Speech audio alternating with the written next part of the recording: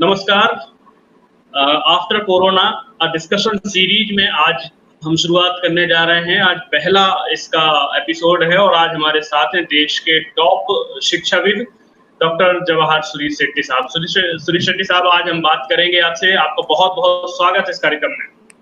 धन्यवाद। जवाहर जी, ये इस कार्यक्रम का पूरा फॉर्मेट हम अपने पाठकों और दर्शकों को ही बताना चाहेंगे कि ये पूरा कार्यक्रम जो है एक तरफ से पूरी तरह से गेस्ट ओरिएंटेड प्रोग्राम है।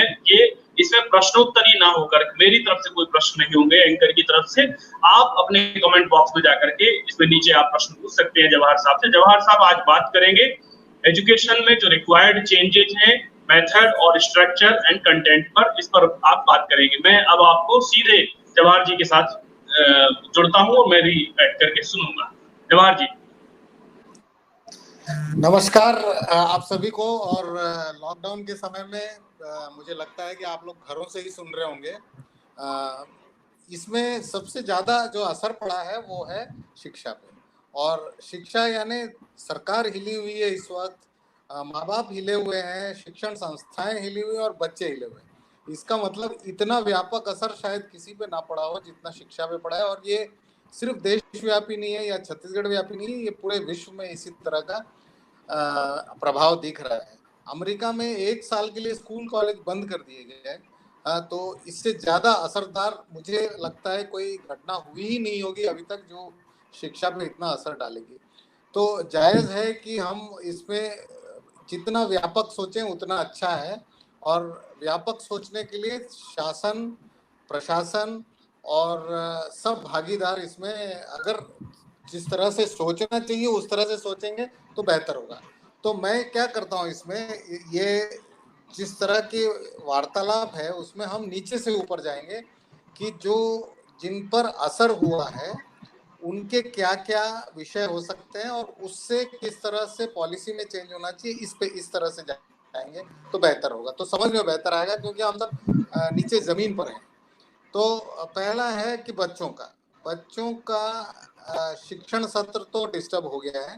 जो 15 जून से शुरू होता था, ये स्कूलों में और कॉलेजों में जुलाई में शुरू होता था। लेकिन लगता है कि अब 1-1.5 महीने कम से कम इस पे असर हुआ होगा। और पिछले सत्र का 1 महीना जो अप्रैल का होता था वो भी मुझे लगता है शून्य हो गया।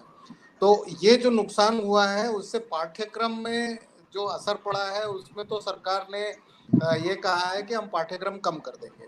तो ये रहा एक विषय। लेकिन क्या पाठ्यक्रम कम करना अच्छा होता है बच्चों के लिए या नहीं होता है, या इसको हम अगर 9 महीने बचे हैं तो 9 महीने में कवर कर सकते हैं, ये एक सोचने वाली बात है। दूसरा है कि बच्चों के सुरक्षा और स्वास्थ्य के विषय में सबसे बड़ा कंसर्न है अभिभावकों का, चाहे वो स्कूल के हो और कॉलेज के हो। तो ऐसा लग रहा है कि जो रेसिडेंशियल स्कूल्स हैं और कॉलेजेस हैं और यूनिवर्सिटीज हैं, जिसमें खासकर छत्तीसगढ़ में बच्चों का पलायन बहुत होता था। हाँ, चेन्नई चले जाते थे, बेंगलोर चले जाते थे, दिल्ली जाते थे, बम्बई जाते थे, पुणे जाते थे। और इत्तेफाक देखिए ये सभी जगहों पर कोरोना का संक्रमण सबसे ज्यादा है। तो लग रहा है कि रेसिडेंशियल स्कूल्स और कॉलेजेस और यूनिवर्सिटी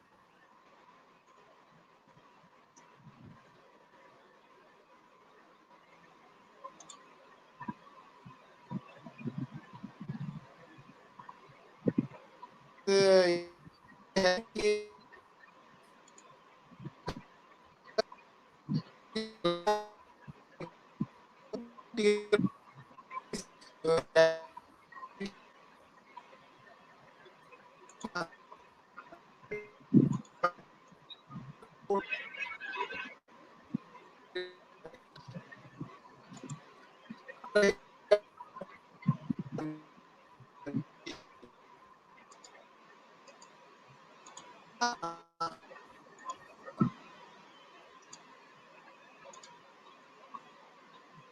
कुछ टेक्निकल इश्यूज की वजह से जवाहर साहब का कनेक्शन थोड़ा पुअर हुआ है।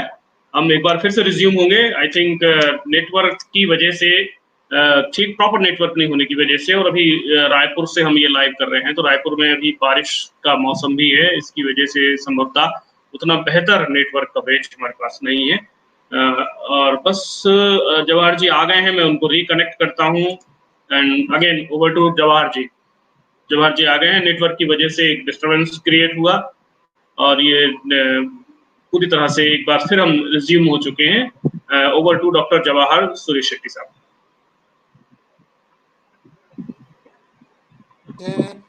तो क्या हम उन बच्चों को स्कूल या कॉलेज जाएंगे? हाँ, प्लीज।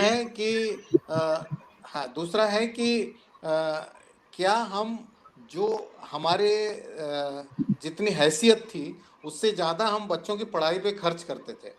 तो अभिभावक अब ये सोचने पे मजबूर हो गया है कि सैलरी कट्स या जॉब जाने के का डर या बिजनेस खराब होने का डर, इसकी वजह से जो मैं अपने लिमिट से बाहर जाके खर्च करता था, क्या वो मैं खर्च कर पाऊंगा कि नहीं कर पाऊंगा, ये एक सोच और अभिभावकों में आ गई है। तीसरी बात अभिभावकों में ये है कि और उसका एक बेसिक कारण है कि सरकार रह रह के कुछ ऐसे आदेश निकालती है, और चूंकि कोऑर्डिनेशन की कमी है तो केंद्र शासन कुछ आदेश निकालती है और राज्य शासन कुछ और आदेश निकालती है। उदाहरण के तौर पे पिछले बजट में ये कहा गया था कि ऑनलाइन डिग्रियां मान्य होंगी।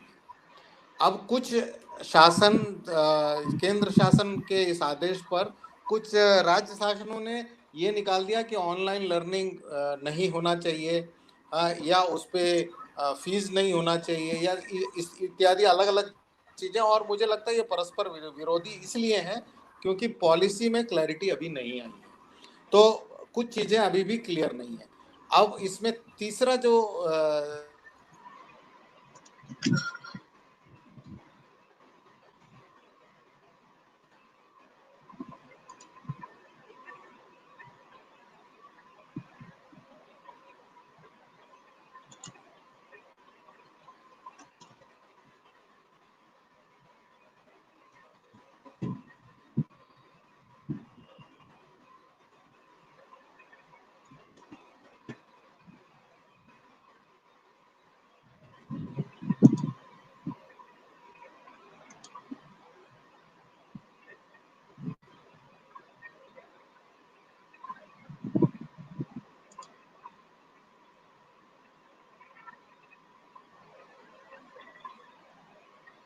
एक बार फिर से नेटवर्क का एक इशू आया है।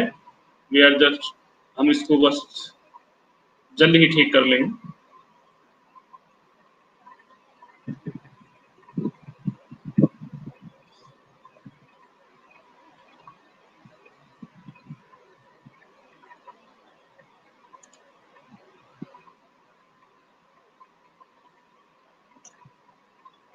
नेटवर्क का इशू है संभवतः। जवाहर जी प्लीज कंटिन्यू।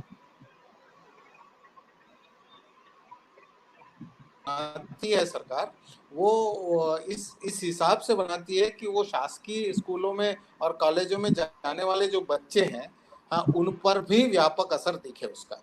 और इसीलिए पॉलिसी में सिर्फ प्राइवेट कॉलेज और स्कूल का ना लेकर जब भी हम बात करते हैं तो शासकीय स्कूल और कॉलेज को भी समझें उसको।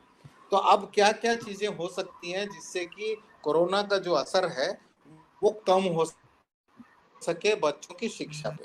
पहला ये है कि शासकीय स्तर पे ये बोला गया है कि फीस जो माता पिता का मेजर टेंशन था उसको स्थगित कर दिया जाए, कि आप अभी नहीं मांगे, यानी शिक्षण कार्य आप चालू रख सकते हैं लेकिन फीस जब स्कूल खुलेंगे तब मांग सकते हैं, और ये जायज है क्योंकि माँ बाप इस वक्त देने की स्थिति में नहीं होंगे। और बैंकों में जैसे किस्तें जो हैं वो स्थगित कर दी गई हैं, वही प्रिंसिपल में माँ बाप फीस है, लेकिन वो मना नहीं करते हैं क्योंकि बच्चों की जो शिक्षा है वो सबसे सर्वोपरि है, तो वो बाद में भले ही दे दें, सितंबर जब भी खुलेगा स्कूल तब दे दें। और ये शासन का निर्देश और पॉलिसी बिल्कुल सही है, हाँ, कि लेकिन इसमें अगर पठन जो जो कार्य है टीचिंग का, वो उसको रोका नहीं जाना चाहिए, चाहे वो ऑनलाइन है ऑफलाइन है, क्योंकि ऑनलाइन के अलावा इस वक्त कोई विकल्प नहीं दिख रहा है। तो शासकीय तौर पे ये कहा जाना कि आप ऑनलाइन नहीं पढ़ा सकते, ये चीजें ठीक नहीं है, क्योंकि और कोई विकल्प बचता ही नहीं है आज की तारीख में। तो व्यापक तौर पे केंद्र शासन ने भी कहा है और सुप्रीम कोर्ट ने भी कहा है अपने जजमेंट में कि ऑनलाइन क्लासेस लिए जा सकते हैं। सिर्फ ये देखना है कि उम्र के हिसाब से हम कितना ऑनलाइन लेना चाहिए, कितना नहीं लेना चाहिए, इसकी एक पॉलिसी होनी चाहिए। जैसे प्राइमरी क्लासेस में 2 घंटे से ज़्यादा नहीं लेना चाहिए। इसका असर जो है बच्चों के आँखों पर और दिमाग पर दोनों पे पड़ता है। इस वजह से 2 घंटे से ज़्यादा नहीं लेना चाहिए और उसके बाद जो बड़े बच्चे हैं उनको 4 घंटे से ज़्यादा नहीं लेना चाहिए। जो 6-7 घंटे स्कूल चलता है, वो तो शायद नहीं हो पाएगा, लेकिन कुछ नहीं से तो कुछ बेहतर है, इसलिए ऑनलाइन पे रोक नहीं लगनी चाहिए, ये पॉलिसी मैटर है। तो पहली बात ये है कि केंद्र और राज्य शासन एक रूपता में अगर बनाए पॉलिसी तो बेहतर होगा, क्योंकि कन्फ्यूजन अभिभावकों में होता है, क्योंकि 2 तरह के स्कूल चलते हैं हर राज्य में। एक केंद्र शासित स्कूल जो कि सीबीएसई और आईसीएसई है, और जो सेंट्रल यूनिवर्सिटी है वो केंद्र शासित होते हैं, और यहाँ के यूनिवर्सिटी से संबंधित कॉलेजेस हैं वो राज्य शासन की होती हैं, और सरकारी स्कूल और स्टेट बोर्ड के स्कूल राज्य शासन के होते हैं। तो कन्फ्यूजन इसलिए होता है क्योंकि केंद्र कुछ और कहता है और राज्य शासन कुछ और कहता है, डीईओ का आदेश कुछ और रहता है, सुप्रीम कोर्ट का ऑर्डर। तो एक रूपता जब तक पॉलिसी में नहीं आएगी तब तक ये प्रॉब्लम रहेगी, और ये सामंजस्य बिठाना केंद्र और राज्य का कर्तव्य है। भले ही स्टेट सब्जेक्ट हो एजुकेशन, डीईओ भले ही ये कह सकता है, जो केंद्र शासन के स्कूल हैं उनको भी वो ऑर्डर दे सकता है, लेकिन डीईओ का काम ये भी रहता है और यहाँ के मंत्री का और सेक्रेटरी का काम ये भी रहता है कि केंद्र के आदेश का पालन छत्तीसगढ़ में किया जाए, या कन्विंस किया जाए कि छत्तीसगढ़ की परिस्थिति कुछ अलग है, इसलिए हम इसको परिवर्तन कर रहे हैं। लेकिन जो भी हो, पब्लिक के मन में कंफ्यूजन नहीं होना चाहिए। तो पॉलिसी इस तरह से होना चाहिए, पहला। दूसरी चीज है कि जब स्कूल खुलेंगे तो उसका जो अनाउंसमेंट है, हम देख रहे हैं कि केंद्र शासन कभी कह देता है कि हम अगस्त में स्कूल खोलेंगे। महाराष्ट्र में अभी ऑर्डर निकला है कि 1 जुलाई से हम स्कूल खोलेंगे। इसी तरह अलग राज्य में कुछ और अलग ऑर्डर निकला है। तो पेरेंट को ये समझ में नहीं आ रहा है, ये कैसे हो सकता है कि भारत की स्थिति में ये कहा गया है कि अगस्त में स्कूल खोलूंगा, तो कोई राज्य कह रहा है जुलाई। तो यानी उस राज्य की परिस्थिति बेहतर है, लेकिन महाराष्ट्र की परिस्थिति ऐसे तो नहीं है। तो फिर से वही बात है कि क्या केंद्रीय शिक्षा मंत्री और राज्य के शिक्षा मंत्री एक साथ सामंजस्य बिठाकर एक रूपता से स्कूल खोलने की व्यवस्था करें, क्योंकि स्कूल खोलना इस वक्त आसान नहीं है। मेरे पास अगर बिल्डिंग 1 लाख स्क्वायर फीट की है या 50,000 स्क्वायर फीट की है, चाहे वो शासकीय हो या गैर शासकीय हो, और बच्चों की संख्या मेरे एक क्लास में 40 है, तो सोशल डिस्टेंसिंग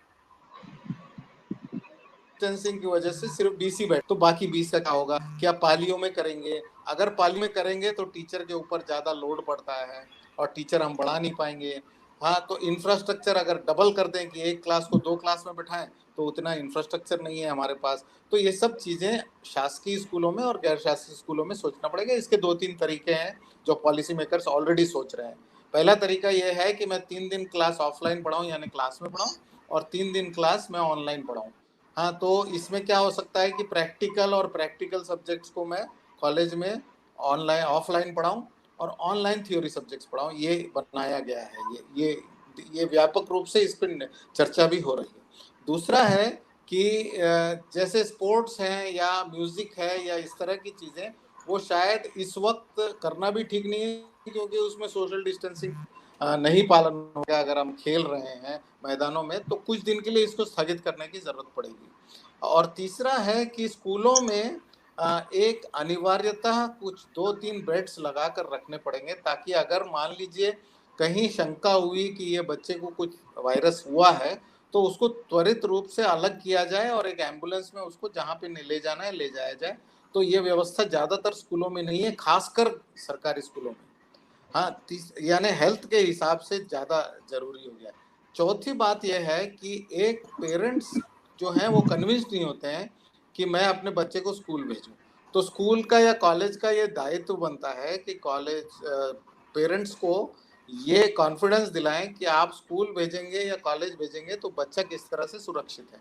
यानी जैसे मैंने कहा, ये बेड्स है, एक डॉक्टर ऑन कॉल है मेरे पास, हाँ, या हम सैनिटाइज कर रहे हैं रेगुलरली। और सैनिटाइज करना सिर्फ क्लासरूम्स को जरूरत नहीं है, क्योंकि क्लासरूम्स से ज़्यादा जो आपके दरवाजे के कुंडियां हैं जिसको ज़्यादा छूते हैं सबसे ज़्यादा हैंडल्स, या सीढ़ियों के रेलिंग्स हैं, यहाँ से ज़्यादा संक्रमण होता है क्लासरूम से ज़्यादा। तो पब्लिक एरियाज का सैनिटाइजेशन शासकीय स्कूल और गैर शासकीय स्कूल और कॉलेजों में बहुत ज़्यादा जरूरी है और आज की तारीख में उस पर ध्यान नहीं दी गया।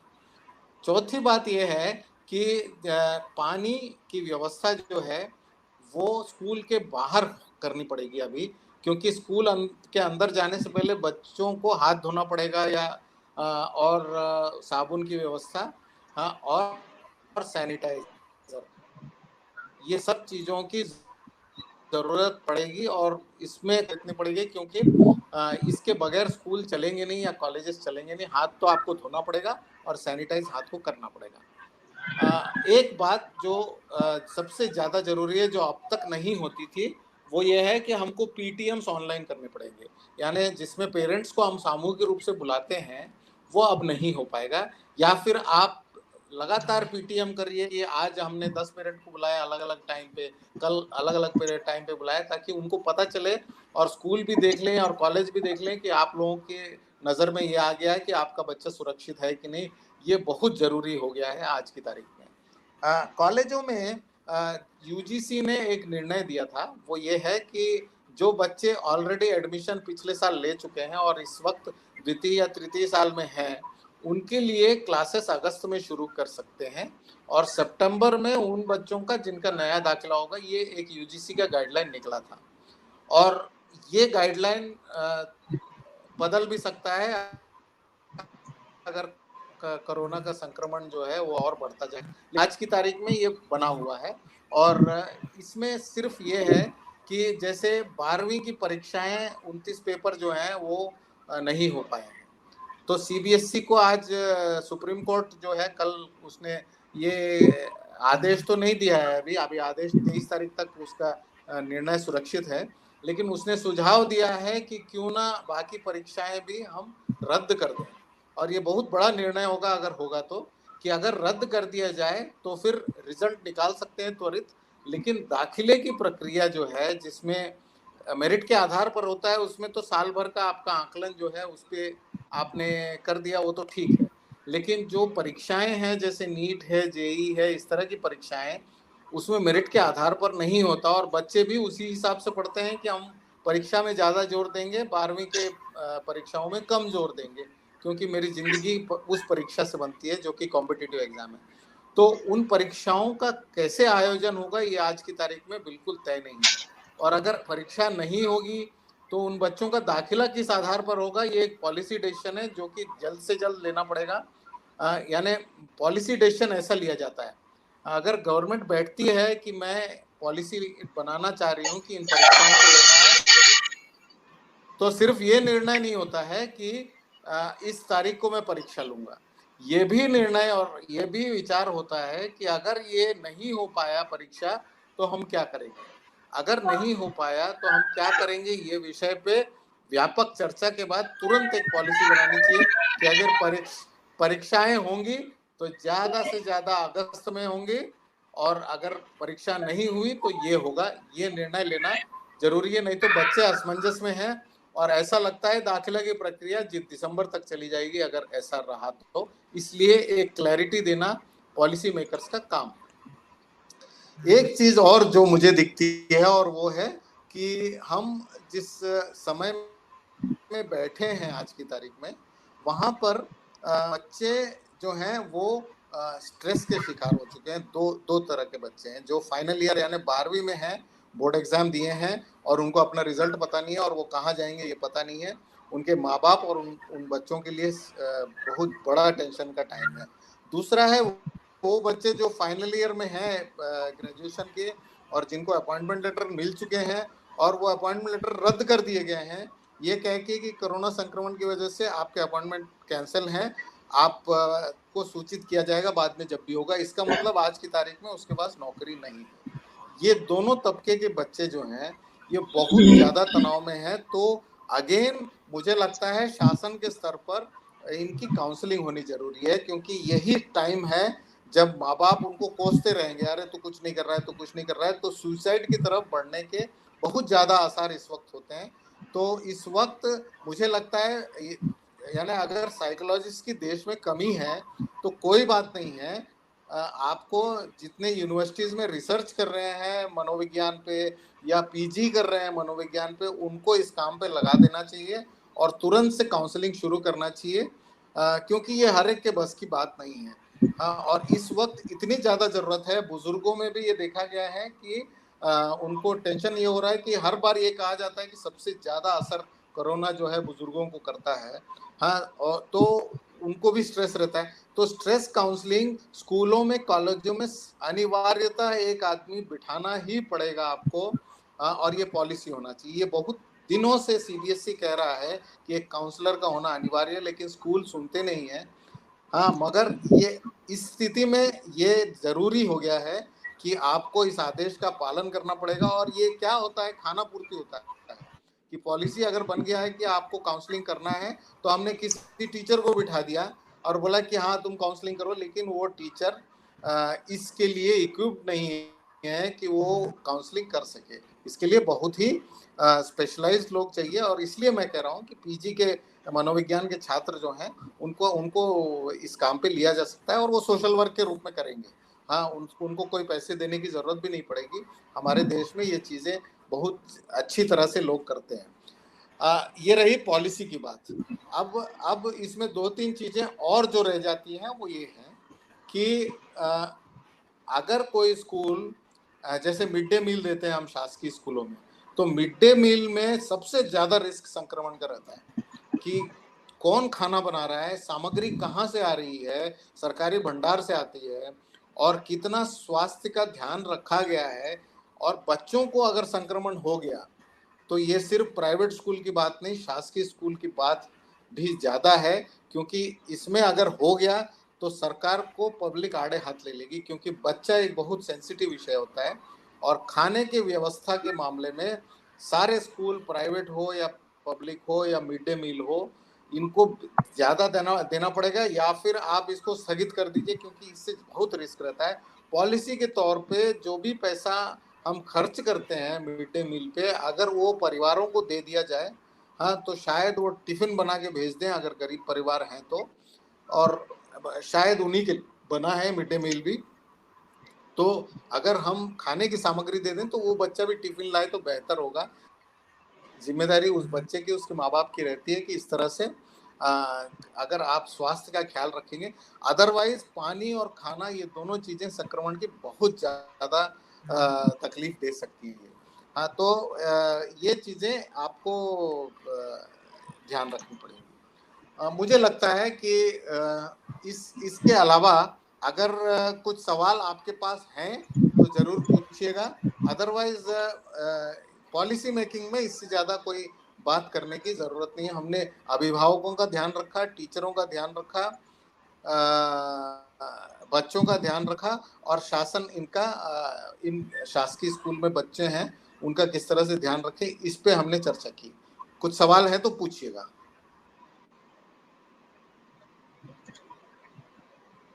वरुण जी, आपको कोई सवाल पूछना है? जवाहर जी, ये एक ऐसा समय है जिस समय पर एक कलेक्टिव रेस्पॉन्स की आवश्यकता है, कलेक्टिव एफर्ट की आवश्यकता। अभी तक जो आपने शुरुआत में सवाल उठाया था, बड़ा बुनियादी सवाल है कि शिक्षा को लेकर के हमने कुछ इस तरह से मान लिया है कि हम अभी अस्पताल की व्यवस्थाएं कर रहे हैं बहुत फास्ट ट्रैक पर, और हम बाकी उसके रिसोर्सेज को मोबिलाइज कर रहे हैं, लेकिन एजुकेशन को लेकर अभी हमारी सरकारों ने बहुत प्रायोरिटाइज चीजें नहीं की हैं, जबकि एजुकेशन एक बेस सेक्टर है। मैं चाहूंगा इस पर थोड़ा सा प्रकाश डालिए कि केंद्र और राज्य किस तरह से मिल करके एक ऐसी कोई, और एजुकेशन को कितना प्रायोरिटाइज करें। अभी तक की गाइडलाइंस में एजुकेशन को बिल्कुल नीचे रखा जाता है, तो शुरुआती गाइडलाइंस में तो नाम तक नहीं रहता था, डिस्कशन तक नहीं रहता था। स्कूलों का क्या होगा, रिजल्ट्स का क्या होगा, एडमिशंस का क्या होगा, प्लेसमेंट का क्या होगा, जी, ये एकदम सही बात है। हाँ, और आपने सही सवाल उठाया है। मैं थोड़ा कड़वा बोलूंगा, लेकिन ये सच है।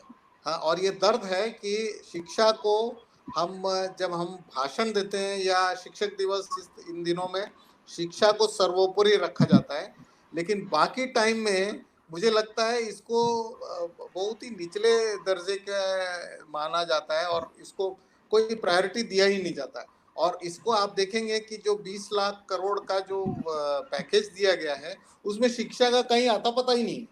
हाँ, यानी डिस्कशन ही हमारी नहीं है। प्रायोरिटी, हाँ, कोई कोई उसमें है नहीं। मेरा टीचर कहाँ जाएगा अगर उसको तनख्वाह नहीं मिलेगी? क्या वो कर्मचारी नहीं है? हाँ, आपने तो ये कह दिया कि इंडस्ट्री को हम प्रोत्साहन देंगे। इंडस्ट्री तो प्रॉफिट कमा रहा है। हाँ, स्कूल तो या कॉलेज तो नॉट फॉर प्रॉफिट माना गया है कि, और आप उसका ऑडिट करते हो और बोलते हो कि आपके ऑडिट रिपोर्ट में या बैलेंस शीट में 10% से ज्यादा आप नहीं प्रॉफिट ले सकते, और वो भी वो 10% आपको उसी में डालना पड़ेगा, शिक्षा में ही। ऐसी संस्थाओं को आप सपोर्ट नहीं करते हो, तो वो तो दिखता है कि प्रायोरिटी बिल्कुल भी नहीं है। मेरा ये कहना है कि अगर मान लीजिए आपको बहुत ज्यादा वोट नहीं मिलते हैं, हाँ, या वोटों का असर शिक्षा से नहीं पड़ता है, इसलिए आपने उसको बैक बर्नर में रखा है, तो ये ठीक बात नहीं है। क्योंकि हमारा देश अगर आगे जा सकता है तो जितने आपके नेता हैं, अभिनेता हैं या डॉक्टर, लॉयर हैं, ये सब शिक्षा से ही निकले हुए हैं। हाँ, तो आपका बुनियाद ही अगर कमजोर होगा तो अगली पीढ़ी कमजोर रहेगी। ये तो वोट से थोड़ा ऊपर उठ के सोचना पड़ेगा। बुनियादी तौर पे मुझे लगता है कि बहुत ज्यादा सपोर्ट की जरूरत है, क्योंकि जो भी बजट दिखता तो है बहुत ज्यादा, लेकिन चाहे राज्य का हो चाहे केंद्र का हो, हजारों करोड़ रुपए दिखता है, लेकिन उसमें से 70% जो है वो सैलरीज में चला जाता है। तो इसका मतलब डेवलपमेंट के लिए उस पूरे बजट का सिर्फ 30% रहता है, और वो 30% इतना कम होता है क्योंकि भारत की जनसंख्या बहुत ज्यादा है, और ये 30% में जो है 70% स्कूलों में खर्चा किया जाता है जो शासकीय स्कूल। हाँ, और ये 70% में 30% जो खर्चा करते हैं वो बहुत कम होता है। हाँ, तो इसीलिए आप देखेंगे शासकीय स्कूलों में इंफ्रास्ट्रक्चर का फाइट रहता है। हाँ, वहाँ की सुविधाएं बहुत अच्छी नहीं रहती हैं, और ये भी देखा जाता है कि आरटीई जो बना था, शिक्षा का अधिकार कानून, उसमें जो पेमेंट्स प्राइवेट स्कूलों को होने थे, जो भागीदार बने इसमें, वो भी नहीं होता है टाइम पर। तो ये सब चीजें ये दर्शाती हैं कि चाहे राज्य हो चाहे केंद्र हो, शिक्षा जो है वो उसके लिए बहुत ज्यादा महत्व नहीं रखता है। हाँ, लेकिन समय ये है कि आपको इसको अगर ऊपर रख दिया जाए, तो आप जैसे ताइवान का अभी अभी एग्जाम्पल हम कोरोना के टाइम में ले रहे हैं। ताइवान में संक्रमण नहीं है, सिंगल डिजिट में मौतें हुई हैं, और 3 डिजिट में अभी भी वहां पे इन्फेक्टेड लोग हैं, और उन्होंने ना लॉकडाउन किया ना उन्होंने टेस्टिंग की, दोनों चीजें नहीं की। उन्होंने सिर्फ शिक्षा के तौर पे जो बातें हैं, जो अपन ने कहा है, सोशल डिस्टेंसिंग, हाथ धोना, ये सब चीजें कहा है, और उनके राष्ट्रपति ने बिल्कुल क्लियरली कहा है इसको मानना पड़ेगा, नहीं तो इस पे अर्थदंड है, ये है। और लोगों ने बहुत ही डिसिप्लिन के साथ माना है, और ये सिर्फ और सिर्फ शिक्षा का की वजह से है कि ये सब चीज हो पा रहा है। हाँ, इसका इसका जो उपाय है, लॉन्ग टर्म उपाय, कोरोना जैसे चीजों का कंट्रोल करना शिक्षा ही है, और शिक्षा को अगर हम इस तरह से अगर ट्रीट करेंगे तो नहीं होगा। मेरा ये कहना है, एक, कि टीचर्स को, चाहे शासकीय हो गैर शासकीय, शासकीय टीचर्स को तो तनख्वाह टाइम पे मिल रही होगी ऐसा सोचता हूँ मैं, लेकिन एक बहुत बड़ा प्राइवेट स्कूल में एक तबका है जो बहुत ही कम तनख्वाह में पढ़ाते हैं, और बहुत ही कम फीस में वो बच्चों को पढ़ाते हैं। हाँ, और ये ग्रामीण इलाकों में इस तरह का चलन है कि हम शासकीय स्कूलों से हटा के इवन मजदूर वर्ग जो है वो प्राइवेट स्कूलों में बच्चों को डालते हैं, और 300, 400, 500 रुपए फीस होता है। वहाँ के टीचरों की तनख्वाह अगर 2500 रुपए है, और हम चूंकि कमा नहीं रहे हैं इस वक्त, फीस नहीं आ रही है, इस वजह से या तो उनकी तनख्वाह को रोक देते हैं या उसको 50% कर देते हैं। तो एक मजदूर या मिनिमम वेजेस वाला जो एक्ट है, उसके हिसाब से भी 2500 कम है, और उसको आधा कर दिया जाए तो 1000-1200 रुपए हाथ में आता है। वो टीचर की क्या हालत होगी। बड़े स्कूलों की बात एक बार बगल में रखते हैं। हाँ, वो 1-2% स्कूल होंगे जो बहुत पैसा लेते हैं, और बहुत, हम उन्हीं को उदाहरण बनाकर प्राइवेट स्कूलों को अगर बात करें इस तरह से, तो टीचर बहुत तकलीफ में होगा, और उस तकलीफ जो टीचर को है वो किस तरह से अपना गुजारा चला रहा होगा, उसकी स्थिति मजदूर से भी गई गुजरी है।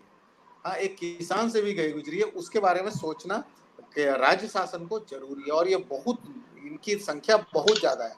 और मैं एक बात देखता हूँ आज भी कि जब भी बात करता हूँ तो माता पिता जो हैं बहुत सहानुभूति पूर्वक इन टीचरों से व्यवहार करते हैं, कि अगर सरकार ने कह भी दिया कि फीस मत दो, तो भी उनके जेब में अगर पैसे हैं तो वो दे देते हैं, क्योंकि उनको पता है कि वो शिक्षक का महत्व क्या है, उसका घर भी चलना चाहिए। लेकिन क्या ये सहानुभूति सरकार नहीं दिखा सकती? क्या ये सरकार, केंद्र सरकार नहीं दिखा सकती कि 20,000 करोड़ में से 1,000 करोड़ रुपए आप उन शिक्षकों को दे देते जो इस तबके के हैं? लेकिन हम करते नहीं है ये चीज, और ये करना भी नहीं चाहते। जी तो पब्लिक जी सेंटिमेंट इन टीचरों के साथ है, लेकिन शासकीय सेंटिमेंट इन टीचरों के साथ नहीं है। जी। क्या कोई सवाल आया? नहीं। हाँ जवाहर जी, एक नीचे सवाल है अजय श्रीवास्तव जी का। वो कह रहे हैं क्या सरकार को प्राइवेट स्कूल प्रबंधक और प्रिंसिपल से सुझाव लेकर हाँ निर्णय लेना चाहिए ताकि सामंजस्य बना रहे?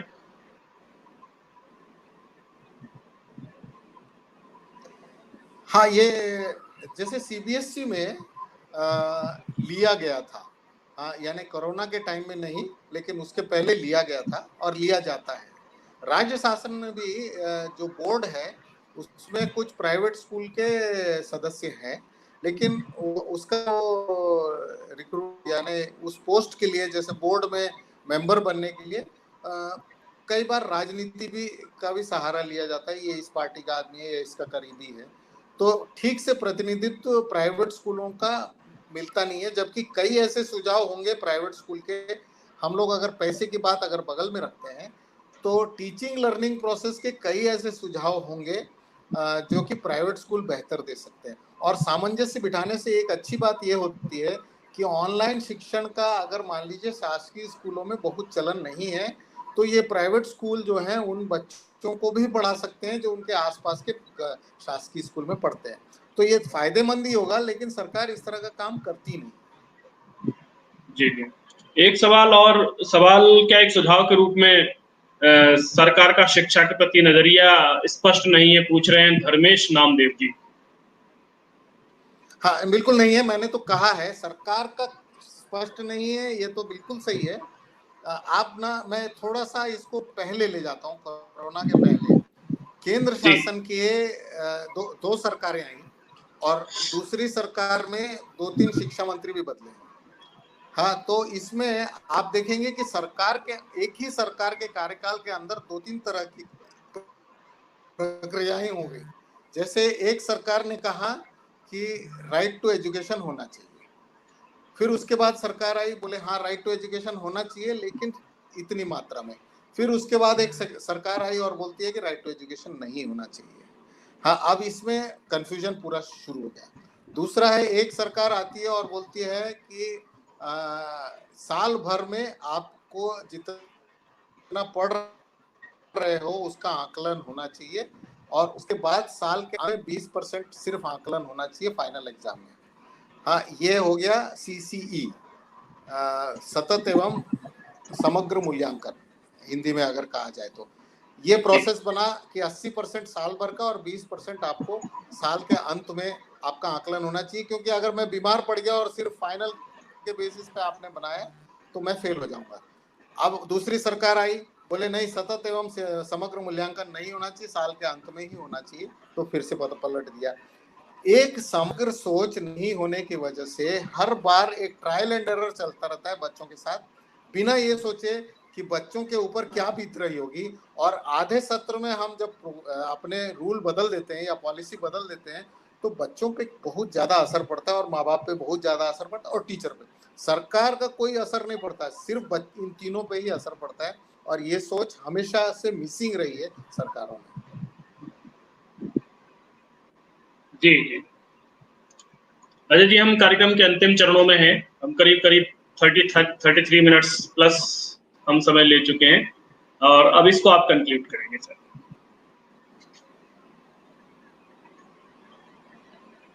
जवाहर जी, आप सुन पा रहे हैं मुझे? जी हाँ हाँ, मैं कंक्लूड करूं? जी ठीक है। तो कुल मिलाकर कोरोना के आफ्टर कोरोना जो प्रोग्राम का नाम है, उस हिसाब से अगर देखा जाए तो ये एक वेकअप कॉल है, हमारे लिए एक अलार्म बजा है, हाँ, कि आप इन परिस्थितियों के लिए तैयार नहीं है, खासकर शिक्षा में। और ये अलार्म बजा है सरकारों के लिए, स्कूलों के लिए, माता पिता के लिए, बच्चों के लिए सबसे कम। हाँ, लेकिन माता पिता तैयार नहीं थे। वो कुछ अभी भी रूढ़िवादी विचारों में चलते हैं कि जी। ऑनलाइन शिक्षा जो है वो शिक्षा नहीं होती है, जबकि अब वही विकल्प बच गया है। हाँ, आपके पास और कोई विकल्प नहीं है। टीचरों के लिए ये कि आप अगर सोचते हैं कि आप पूजनीय हो, हाँ, तो आपकी हालत ये है कि हर दूसरे दिन सरकार एक ऑर्डर निकाल देती है कि आप ये मत करो, वो मत करो। हाँ, तो आप पूजनीय हो बच्चों के लिए, लेकिन सरकार के लिए नहीं। और तीसरी बात ये है कि स्कूलों के लिए कि आप पैसा वसूलना ही अगर आपका मेजर उद्देश्य है, तो इस वक्त उस चीज को बगल में रखना चाहिए। माँ बाप भी तकलीफ में हैं, उनके हिसाब से और बच्चों के पढ़ाई पर असर ना हो उस हिसाब से कोई ऐसा रास्ता निकाले जिससे कि बार बार ये कंप्लेंट ना आए कि आप वसूली कर रहे हैं, वसूली कर रहे हैं। हाँ, इंस्टॉलमेंट दे दीजिए, बाद में फीस लीजिए, कुछ भी लीजिए। हाँ, लेकिन उनके साथ रहिएगा माँ बाप और बच्चों के। और सरकारों के लिए कि आपकी प्राथमिकता अगर अगली पीढ़ी बनानी हो और बचे रहना है, तो शिक्षा को प्राथमिकता देनी होगी। जी। जवाहर जी, एक सवाल और है आखिरी पे, अभी-अभी आ गया है। पुरुषोत्तम जी पूछ रहे हैं कि शिक्षा को राजनीति से जोड़ना ठीक है?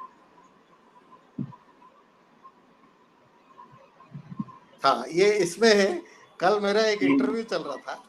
हाँ, जी। और एक बच्चे ने बहुत सुंदर जवाब दिया उसमें। ये हुँ। दिल्ली यूनिवर्सिटी का बच्चा था। यूथ टॉक्स करके मैं करता हूँ उसमें। तो बहुत ही खूबसूरत सवाल है ये कि शिक्षा में राजनीति होना हमारे देश का दुर्भाग्य है।